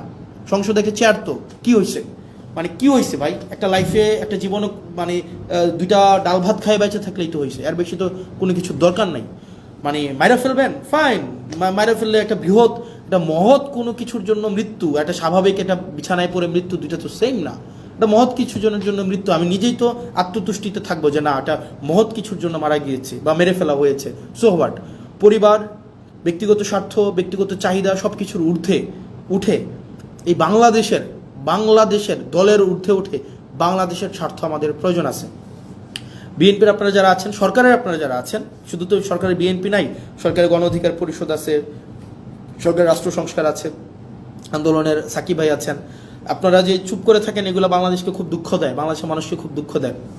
যারা জুলাই রাস্তায় নেমে আসছিল, এই জুলাই যারা রাস্তায় নেমে আসছিল, তারা আমাদেরকে এমপি বানানোর জন্য রাস্তায় নেমে আসে নাই, তারা রাষ্ট্র সংস্কারের জন্য আসছিল। দুঃখজনক বিষয়, আপনারা কার প্ররোচনায়, কার কথায় বা কিভাবে আপনারা একটা ব্যাকওয়ার্ড মুভ নিয়েছেন, সেটা আমাদেরকে অনেক বেশি আমাদেরকে কষ্ট দেয়। প্রিয় বাংলাদেশবাসী, আমরা আমাদেরকে এই বিষয়গুলোকে আপনারা আমলে নেবেন। আমাদের যে প্রয়োজন, রাষ্ট্রের কাঠামোগত যে পরিবর্তনগুলো, আমাদের রাষ্ট্রের কাঠামোগত পরিবর্তনগুলোকে আমাদের অবশ্যই নিয়ে আসতে হবে। মানে নো ম্যাটার হোয়াট, কে বাধা দিচ্ছে, কিভাবে বাধা দিচ্ছে, আমাদেরকে রাষ্ট্র কাঠামোর পরিবর্তন না হওয়া পর্যন্ত আমাদের এই লড়াই চালাই যেতে হবে। কিন্তু অত্যন্ত দুঃখজনক বিষয়, দেখেন, মানে এটা আমাদের জন্য খুবই দুঃখজনক। আন্দোলনের সময় দেখা যায় নিম্নবর্ণের মানুষগুলা, নিম্নবর্গের রাজনৈতিক কর্মীরা রাস্তায় এসে জীবন দেয়, ব্যবসায়ীরা তখন এসে টাকা পয়সা দেয়। আন্দোলনের পরে দেখা যায় রাজনীতিবিদরা আবার ব্যবসায়ীদের সাথে হাত মিলায়, রাজনীতিবিদরা তাদের পদ পদবি পায়, যেমন আমরা পেয়েছি। আমি নিজেকে সেখান থেকে আলাদা করছি না, কিন্তু দিন শেষে জনগণ কিছুই পায় না। মানে আমরা জনগণের জন্য আসলে কি করতেছি? সবগুলা করতেছি দলের জন্য, সবগুলা করতেছি ব্যক্তির জন্য, সবগুলা করতেছি নিজের জন্য। মানে এই পিপলটা কোথায়? পিপল তো আমাদের মধ্যে নাই, মানে আমাদের মধ্যে তো পিপল নাই। মানে আমরা জনগণের জন্য তো কিছু করতেছি না। যারা কোনো কিছু না পাওয়ার জন্য রাস্তায় নেমে আসছিল, যে এই ছেলেটা, আপনাদের মনে আছে জুলাইতে একটা ছেলে মাথার মধ্যে কড়াই বেঁধে, পিছনে এইচএসসির এডমিট কার্ডটা বেঁধে রাস্তায় নেমে আসছিল। এই পোলাপয়েন্টগুলো কেন আসছিল রাস্তায় বলেন তো? যে মেয়েটা একটা আপনার ক্রিকেট ব্যাট কাঁধ ভেঙে স্কুল ব্যাগে নিয়ে যাচ্ছিল, তার ভাইকে মেরে ফেলতেছে বলে, বা রাষ্ট্র কাঠামোর এই যে নষ্ট হয়ে গেছে বলে, ওই মেয়েগুলা কি পাইছে? তাদের কাছে আসলে আমরা কি জবাব দিব? যে মায়েরা রাস্তার মধ্যে নেমে আসছিল, তাদের কাছে আসলে আমরা কি জবাব দিব? আমি খুব দুঃখ পাই, এই যে সংসদে ইলিয়াস আলীর ওয়াইফ বসে আছে, যে সংসদে হুম্মাম কাদের বসে আছে, যে সংসদে আরমান বসে আছে, সেই সংসদে আপনার গুম অধ্যাদেশ বাতিল করে দেয়, সেই সংসদে মানবাধিকার কমিশন বাতিল করে দেয়, আমরা কিচ্ছু করতে পারলাম না। যেই সংসদে প্রত্যেকটা মানুষ সাফারার, সেই সংসদে আজকে এই সাফারারগুলাই অনেকটা অপ্রেশরের ভূমিকায় অবতীর্ণ হতে যাচ্ছে। আমি বিশ্বাস করতে চাই না এটা। তো দিন শেষে আসলে জনগণ কিছুই পায় নাই, জনগণ সবসময় টুল হিসাবে ব্যবহার করা হয়। তাদেরকে কাজে লাগাইয়া যারা ক্ষমতায় থাকে, তাদের ক্ষমতাকে ইলাস্ট্রেট করতে চায়। তো প্রিয় বাংলাদেশবাসী, আমরা আমরা আমরা সরি, আমরা পারছি না। তবে এর মানে এই না যে আমরা হাল ছেড়ে দেব। আমরা আমাদের শেষটা দিয়ে, আমরা আমাদের জায়গা থেকে আমাদের চূড়ান্ত ত্যাগ যদি করতে হয়, সেই ত্যাগের বিনিময় হইল আমাদের এই স্ট্রাকচারাল রিফরমেশনগুলোতে আমরা কোনোভাবেই কম্প্রোমাইজ করব না। আপনারা একবার ভাবেন তো, আপনারা এখন যারা আমাকে দেখছেন, এই পাশে যারা কেউ আমাকে দেখছেন, কেউ আমাকে শুনছেন, কেউ আমাকে গালাগালি করছেন, আপনারা যারা গালাগালি করছেন তারা সহ আপনাদের সবাইকে একটা প্রশ্ন। 2024 সালে বা 2023 সালে রাষ্ট্র সংস্কারের এই প্রস্তাবনাগুলো যদি শেখ হাসিনা দিত, যে এই ধরনের একটা মানবাধিকার কমিশন করা হবে, এই ধরনের একটা পুলিশ সংস্কার কমিশন করা হবে, এই ধরনের একটা বিচার বিভাগ পৃথকীকরণ, সুপ্রিম কোর্টের সচিবালয় পৃথকীকরণের একটা কমিশন করা হবে, 2023 সাল বা 24 সালে দিত এই ধরনের একটা প্রস্তাব, আপনারা বলেন তো বিএনপি এটার বিরোধিতা করতো? বিএনপি এটার বিরোধিতা করতো না। বিএনপি এগুলোকে লুফে নিত, এই রাষ্ট্র কাঠামোর এই প্রস্তাবটাকে বিএনপি লুফে নিত। তার মানে বিরোধী দলে থাকতে মানবাধিকার আরাম, সরকারি দলে আসলে সেটা হয়ে যায় হারাম। বিরোধী দলে থাকলে পুলিশের স্বাধীনতা চাওয়া আরাম, সরকারি দলে আসলে পুলিশের সুরক্ষা এবং স্বাধীনতা চাওয়া হয়ে যায় হারাম। বিরোধী দলে থাকলে বিচার বিভাগের স্বাধীনতায় রাস্তা গরম করতে দেখা যায়, কিন্তু সরকার গঠন করার পরে আর এই আপনার বিচার বিভাগের স্বাধীনতা তখন হয়ে যায় হারাম। এই যে দ্বিচারিতা, চেয়ার পরিবর্তনের সাথে সাথে, ঋতু পরিবর্তনের সাথে সাথে, দিক পরিবর্তনের সাথে সাথে এই যে দ্বিচারিতা, এই দ্বিচারিতা আপনাদেরকে জনগণ বিচ্ছিন্ন অবশ্যই অবশ্যই অবশ্যই করবে। প্রিয় দেশবাসী, আমরা আমাদের জায়গা থেকে প্রত্যেকটা মানুষ, আমি বিশ্বাস করতে চাই আমাদেরকে আর এই যে ধরেন ওই যে একটা কথা আছে না, ভূগোল বুঝায়া আমাদেরকে জনগণ বিরোধী কোনো ধরনের কর্মসূচি করে ফেলবে সরকার, এই সরকারের এই সুযোগ আমরা দিব না। জীবন চলে গেলে জীবন দিব, যান চলে গেলে যান দিব, কিন্তু রাষ্ট্রবিরোধী, সরকারি বিরোধী মানে কোনো ধরনের কোনো কার্যক্রম করতে দেব না। রাষ্ট্রবিরোধী, জনগণ বিরোধী। অনেকেই বলেন যে ভাই আপনি যেভাবে কথা বলতেছেন, এই যে একজন বলতেছে আপনাকে তো সরকার ফান্ড বন্ধ করে দিবে, দিক, সো হোয়াট, মানে আমি কি সরকারের পা চাটবো নাকি? মানে মন্ত্রীর সাথে সম্পর্ক রাখবো একটা অনিচ্ছ সুবিধা পাওয়ার জন্য, সংসদে দাঁড়ায় দাঁড়ায় একটা ন্যায় কথা বলা থেকে বিরত রাখবো নাকি? ভাই মানে আমার জবাবদিহিতা হচ্ছে মানুষের কাছে, মন্ত্রীর কাছে না। মন্ত্রী এই বছর আছে, আরেক বছর থাকবে না, এই টার্ম আছে, আরেক টার্ম থাকবে না, কিন্তু জনগণ সবসময় থাকবে। সুতরাং যদি আপনি আমাকে বলেন যে সত্য বলা থেকে বিরত রাখার জন্য, শুধুমাত্র বরাদ্দ পাওয়ার জন্য, ফান্ড পাওয়ার জন্য, সত্য বলার থেকে বিরত রাখার জন্য আমি যদি এখনই এই কম্প্রোমাইজ করি, পরবর্তীতে আরও বড় কিছু পাওয়ার জন্য আমি বিভিন্নভাবে আমার জীবনটা কম্প্রোমাইজের মধ্য দিয়েই যাবে। না দিল, ফান্ড বন্ধ করে দিল, পুলিশ আমাকে হেল্প করা বন্ধ করে দিল, অ্যাডমিনিস্ট্রেশন আমাকে হেল্প করা বন্ধ করে দিল, যে আমাকে অনৈধ্যভাবে আমাকে আমার পথকে বাধাগ্রস্ত করবে, তারা তাদের ফলাফল সেটা কোনো না কোনোভাবে পাওয়া যাবে। মানে এটা এটা এটা এটা এটা মানে আমি ন্যাচারে বিশ্বাস করি, আমি ন্যাচারাল জাস্টিসে বিশ্বাস করি, সেটা কোনো না কোনোভাবে পেয়ে যাবে। এটা কিচ্ছু আসে যায় না আমার। আপনি এই কারণে এই যে মন্ত্রীর সাথে কুসুম কুসুম সম্পর্ক রাখতে হবে, কুসুম কুসুম বিরোধিতা করতে হবে, যদি আমার ফান্ড বন্ধ করে দেয়, দিলে দিক, আমার কিচ্ছু আসে যায় না, কিচ্ছু আসে যায় না। কিন্তু যেটা সত্য, সত্যটাই আমাকে বলতে হবে, যেটা মিথ্যা, মিথ্যাটা আমাকে প্রকাশ করতে হবে। এর মাঝখানে কোনো ধরনের পার্থক্য রাখা যাবে না। পুলিশ আমাকে সহযোগিতা করলেও আমার কিচ্ছু আসে যায় না, প্রশাসন আমাকে সহযোগিতা করলেও কিচ্ছু আসে যায় না, সরকার আমাকে সহযোগিতা করলেও আমাকে কিচ্ছু আসে যায় না, আমার মন্ত্রীরা আমার বিরোধিতা করলেও আমার কিচ্ছু আসে যায় না, মন্ত্রী আমার ফান্ড বন্ধ করে দিলেও আমার কিচ্ছু আসে যায় না, সচিবরা আমাকে অসহযোগিতা করলেও কিচ্ছু আসে যায় না। মানুষের বাঁচেই কয়দিন, মানুষ বাঁচবেই কয়দিন? মানুষ তো ভাই মানে মৃত্যু পর্যন্ত সারা জীবন ক্ষমতায় থাকবে না। কিন্তু দিন শেষে মানুষ জানুক, জনগণ জানুক, যারা আমাকে ভোট দিছিল, যে মহিলাগুলাকে মানে লাইন ধরে ধরে আমাকে ভোট দিছে, বিনা পয়সায় যারা আমাকে ভোট দিছে, তারা জানুক দিন শেষে যে আমি সত্যের পথে ছিলাম। যে ইয়াং প্রজন্ম, শিক্ষিত প্রজন্ম যারা বিনা পয়সায় আমাকে ভোট দিছিল, তাদের কাছে আমার জবাবদিহিতাটা আমি নিশ্চিত করতে চাই। আমি বিশ্বাস করতে চাই আমি যদি সত্যের পথে থাকি, সেক্ষেত্রে যদি সরকার আমাকে বাধাও দেয়, জনগণ আমার পাশে দাঁড়াবে। আমাকে বিনা পয়সায় ভোট দিয়ে জিতাইছিল, আবার আমাকে প্রয়োজনে বিনা পয়সায় ভোট দেওয়া জিতাবে, কিন্তু আমি কম্প্রোমাইজ করতে পারবো না, না না, কোনোভাবেই না, কোনোভাবেই না। আমি মিডিয়াকে দেখেছি দালালি করতে, মিডিয়ার যে দালালি, মানে এটা পৃথিবীতে যদি কোনো উদাহরণ হয়ে থাকে মিডিয়ার দালালি, এটা বাংলাদেশে হচ্ছে 1 নাম্বার হবে মিডিয়ার দালালি। মিডিয়া, মিলিটারি, ব্যুরোক্রেসি সবাই এখন আবার মানে জি হুজুর আবার কালচারে চলে গিয়েছে। এই জি হুজুর কালচারে এনসিপি যাবে না, জি হুজুর কালচারে এনসিপি রাজনীতিবিদরা যাবে না, কোনোভাবেই যাবে না, কোনোভাবেই না।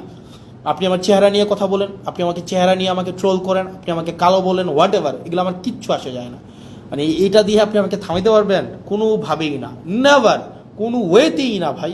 যেটা সত্য, এই সত্য যত মানে ইভেন আমার জীবনের যদি কষ্ট হয়, আমার জীবনের যদি স্যাক্রিফাইস হয়, সেটা থেকে আপনি আমাকে বিরত রাখতে পারবেন না, যতদিন না পর্যন্ত এই স্ট্রাকচারাল রিফরমেশনগুলো তৈরি হবে, মানে আপনার স্ট্রাকচারাল রিফরমেশনগুলো বাস্তবায়ন না হয়, ততক্ষণ পর্যন্ত আমাদের এই লড়াই চলবে, আমাদের লড়াই চলবে। আপনি সংসদে আমাদেরকে লবিতে আসা বলবেন বয়স কত, মাত্র এতদিন, আর অপেক্ষা করো, দরকার আছে শত্রু বাড়াইয়া, যদি কেউ শত্রু হইতে চায়, মানে আমার প্যারা নেই, কিচ্ছু আসে যায় না। প্রিয় বাংলাদেশবাসী, আপনারা জানেন দিন শেষে যে কারা বাংলাদেশের বিরুদ্ধে অবস্থান নিচ্ছে, অ্যাসালমের পক্ষে অবস্থান নিচ্ছে, যারা কারা সংস্কারের বিরুদ্ধে অবস্থান নিচ্ছে, স্বাধীন বিচার বিভাগের বিরুদ্ধে অবস্থান নিচ্ছে, স্বাধীন পুলিশ সংস্কার কমিশনের বিরুদ্ধে অবস্থান নিচ্ছে, কারা এই স্থানীয় সরকার ব্যবস্থাকে নষ্ট করে দিচ্ছে, এটাকে আবার ফেসিবাদের দিকে নিয়ে যাচ্ছে, কারা সংস্কারের কথা বলে তারা তাদের 31 দফা থেকেও পিছনে হটছে, জুলাই সনদ অক্ষরে অক্ষরে বাস্তবায়নের কথা বলেও কারা পিছনে চলে যাচ্ছে। এই জিনিসগুলো শিক্ষিত প্রজন্ম, আপনারা নিশ্চয়ই আপনাদের বিবেক বিবেচনা সুবোধ আছে এবং সেই বিষয়ে আপনারাই হচ্ছেন সিদ্ধান্ত নেবেন। আপনারা ভালো থাকবেন, সুস্থ থাকবেন। যারা গালাগালি দিচ্ছেন তাদের গালাগালিকে আমি স্বাগত জানাই, সেটার কখনোই প্রতিবাদ করি নাই, সেটা অব্যাহত রাখেন, সেটা নিয়ে কিচ্ছু আসে যায় না। কিন্তু একই সাথে সাথে এটাও আপনারা তো এমনি নিষিদ্ধ আছেন এখন। আপনাদের আপনাদের দেখবেন নেতারা হচ্ছে বিদেশে বিলাসবহুল জীবনযাপন করে আওয়ামী লীগের। আপনারা যারা রাস্তায় এসে 30 সেকেন্ডের একটা স্লোগান দিয়ে দৌড় মারেন হচ্ছে আপনার আলোক গতিতে, আপনাদের নেতারা হচ্ছে বিদেশে বসে বসে জন্মদিন পালন করে, বড় হচ্ছে গাড়িতে ঘোরাঘুরি করে, বিভিন্ন বড় বড় শপিং মলে হচ্ছে শপিং করে। তো নেতার পা আপনারা যারা চাটেন, আপনার নেতার পা চাটার আগে একবার ভাইবেন আপনারা কাদের পা চাটতেছেন। আবার যখন যদি আপনার হচ্ছে এই পা চাইটা কোনো লাভ নাই রে ভাই, এই পা চাইটা লাভ আছে। আপনি দেশে হচ্ছে পুলিশের দৌড় খাবেন, আপনাকে জনগণ পিটাবে, আপনাকে রাজনৈতিক দলগুলো আপনাকে দৌড়ের উপরে রাখবে, আর আপনার নেতারা বিদেশে আরাম আয়েশের জীবন কাটাবে। আপনি হচ্ছেন এদিকে হচ্ছে বুড়িগঙ্গার তীরে হচ্ছে জীবনযাপন করবেন, 200 টাকা ভাড়ায় বাসায় থাকবেন অন্ধকার গরমের মধ্যে, আর আপনার নেতা ট্যাম্পসের মধ্যে অথবা দুবাইয়ের হচ্ছে নদীর মধ্যে ইয়ট নিয়ে ঘুরে ঘুরে বেড়াবে এবং সেখানে হচ্ছে উনি জন্মদিন পালন করবে। তো এই বিষয়গুলো একটু মাথায় রাখেন যে কার পিছনে যাচ্ছেন এবং হচ্ছে কাদের জন্য রাজনীতি করছেন। আর আপনারা যারা অনেকে আছেন নেতার পা চাটেন, নেতার পিছনে পিছনে নেতার পা চেটে জীবনটাকে ধ্বংস করে দিচ্ছেন। এখন নেতার পা চাটতেছেন, কিছুদিন পরে নেতার ছেলের পা চাটতে হবে। এখন পা চাটতেছেন নেতার পা চেটে কোনো লাভ হয় নাই, এরপরে চাটবেন নেতার ছেলে সবসময় নেতাই হবে। আর দিন শেষে আপনারা যারা চাটার উপরে থাকেন, চাটাচাটি যাদের হচ্ছে কর্ম, চাটাচাটি যাদের হচ্ছে জীবিকা, চাটাচাটি ছাড়া যাদের মনস্তত্ত্বের মধ্যে স্বাধীনতা নাই, যারা মানসিকভাবে স্বাধীন না, যারা মানসিকভাবে হচ্ছে চাটামিকে যারা জীবিকা হিসাবে নিয়েছেন, দিন শেষে আপনাদের চাটতেই হবে। এখন কিছু আগে চেটেছেন নেতার বাবাকে, এখন চাটতেছেন নেতাকে, কিছুদিন পরে চাটবেন নেতার ছেলেকে। এটাই হচ্ছে আপনাদের নিয়তি।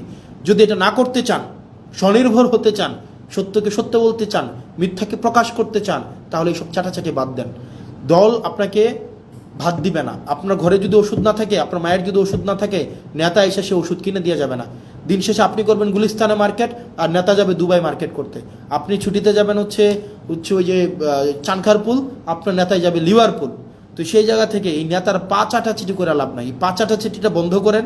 নেতা যাই করে সবই যে ঠিক করে ব্যাপারটা এমন না। নেতাকে নির্মোহভাবে ক্রিটিক্যালি নেতাকে অবজার্ভ করেন, ক্রিটিক্যালি নেতাকে ক্রিটিক করেন, এবং নেতাকে আপনি সব কিছুর ঊর্ধ্বে রাখার যে এক ধরনের আমাদের মনস্তত্ত্ব তৈরি হয়েছে, সেটা থেকে নিজেরা নিষ্কৃতি পান।